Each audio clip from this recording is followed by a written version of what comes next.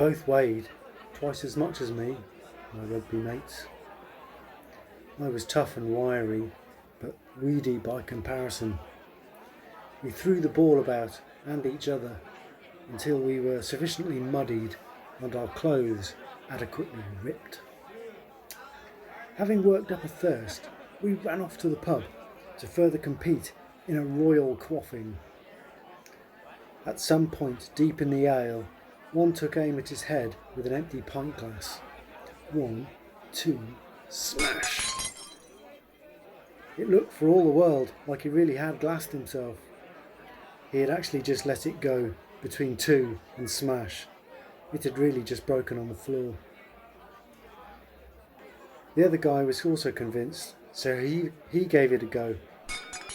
Somehow, by chance, he only nicked himself, glass all down his chest.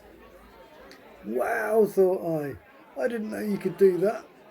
So, 1, 2, smash! And I had severed 2 arteries in my forehead. As I stood up, I saw 2 beautiful red jets spurting right out in front of me. Quickly I was blinded. I grabbed someone and got them to lead me outside where they picked out the glass. I lay my head against the wall and they pressed against the cuts. The ambulance and the police arrived pretty soon. The copper rugby tackled my friend, the one stopping the bleeding. An ambulance man started berating the policeman as people streamed out of the pub. An old nurse took me by the elbow and quietly led me into an ambulance.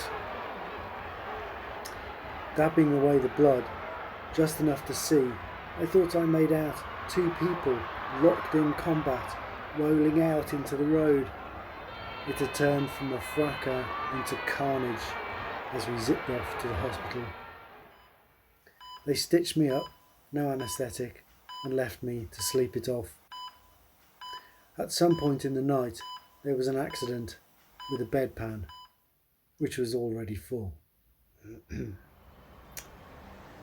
They let me out in the morning, and I stumbled through the rain. An old lady flattened herself against a wall to let me past, looking horrified. I glanced at my reflection in the window of a bus stop, covered in piss, blood and mud, clothes tattered, 2 black eyes and wires sticking out of my forehead. I looked quite a bit like Frankenstein's monster.